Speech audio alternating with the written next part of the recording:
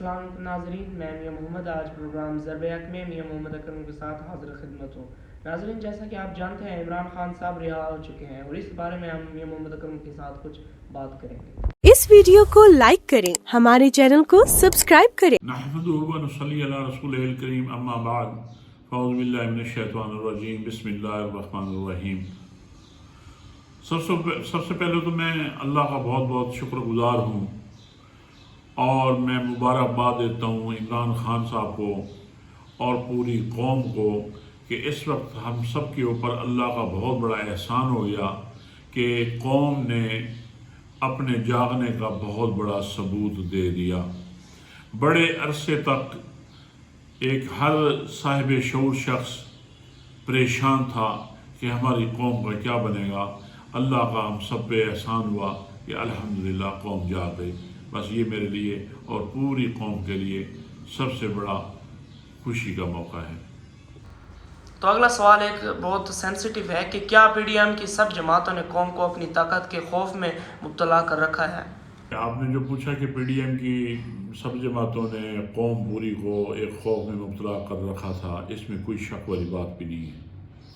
ہم نے وہ حالات بھی سنے اور دیکھے کہ لاہور کے ایک چوک پہ اگر کسی نے میاں نواز شریف صاحب کے خلاف کوئی بات کر دی ہے اور وہ اگر دوسرے چوک پہ جانے سے دوسرے چوک تک اگر وہ پہنچ جاتا تو یہ ایک اس کے لیے معجزے سے کم نہیں تھا۔ زرداری صاحب کے حالات بھی آپ سب لوگوں کے سامنے ہیں، باقیوں کے بھی سب کے سامنے ہیں۔ اس میں کوئی شک نہیں کہ انہوں نے پوری قوم کو خوف میں مبتلا کر رکھا تھا۔ اب نہیں ہے ایسے حالات۔ وہ جیسے لیام فلٹی نے کہا تھا نا کہ fear is the greatest enemy of our abilities, کہ جو خوف ہوتا ہے وہ انسان کا سب سے بڑا دشمن ہوتا ہے، اس کی قابلیتوں کا ہر شخص قابل ہوتا ہے۔ تو یہ اس مرد مجاہد نے اس خوف کے بت کو تمام قوم کے دلوں سے اٹھا کر باہر پھینک دیا ہے۔ یہ اس نے، اور اگلی بات جو میں کہوں گا کہ جیسے مولانا طارق جمیل صاحب فرما رہے تھے کہ عمران خان نے قوم کو کلمہ تو ایسے سکھا اور سمجھا دیا ہے کہ اس طرح تو کوئی عالم دین بھی نہ سمجھا سکا۔ اور اس میں کوئی شک نہیں ہے کہ جب کلمہ صحیح معنوں میں وہ ہمارے دلوں میں اترتا ہے تو پوری دنیا جہان کے جو خوف ہوتے ہیں وہ وہاں سے رفو چکر ہو جاتے ہیں۔ تو یہاں تک تو سمجھ آتا ہے کہ یہ جماعتیں ایسے کرتی ہیں، تو کیا مولانا فضل الرحمان جو کہ ایک مذہبی شخصیت ہیں تو انہوں نے بھی اپنے پیروکاروں کو اپنے خوف میں مبتلا کر رکھا ہے؟ بالکل جی، میں ایسی سنی سنائی باتوں پہ نہ یقین کرتا ہوں، نہ میں سنی سنائی باتیں خواہ مخواہ آگے تک کنوے کرتا ہوں۔ یہ اللہ جانتا ہے کہ میں نے خود دیکھا، لیکن ان کا طریقہ واردات کچھ اور ہے۔ یہ باقی جماعتوں کی نسبت ان کی واردات کچھ اور ہے۔ میں اللہ کو حاضر ناظر تو کچھ جان کر یہ کہتا ہوں کہ کچھ لوگوں کا یہ عقیدہ بن چکا ہے کہ مولانا فضل الرحمان صاحب ایسی مقدس ہستی ہیں کہ بغیر وضو ان کا نام بھی نہیں لینا چاہیے۔ یہ میرے سامنے کسی مولوی صاحب نے کہہ دیا تھا۔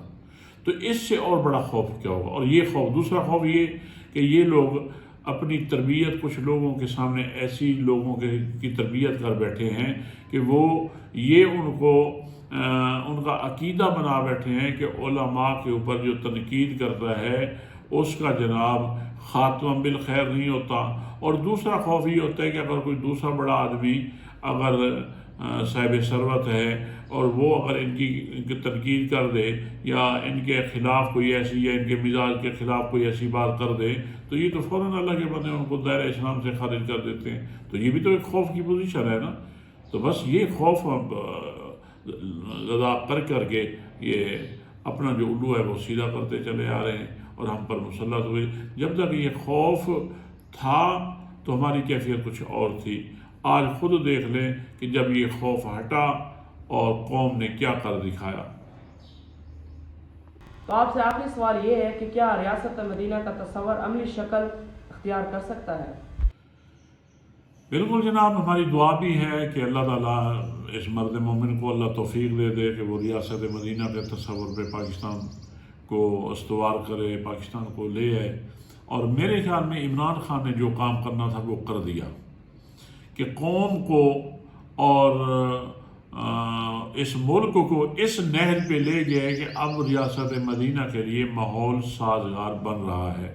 میری علماء حق سے گزارش یہ ہے کہ ان حالات میں اس کا ساتھ دیں اور آپ اور ہم سب مل کر ریاست مدینہ کے تصور کے لیے اپنی کاوشیں، اپنی کوششیں ان کو پیش کریں، اور انشاءاللہ وہ وقت قریب ہے کہ جب انشاءاللہ پاکستان ریاست مدینہ کے اصولوں پر مستحکم ہو جائے گا انشاءاللہ۔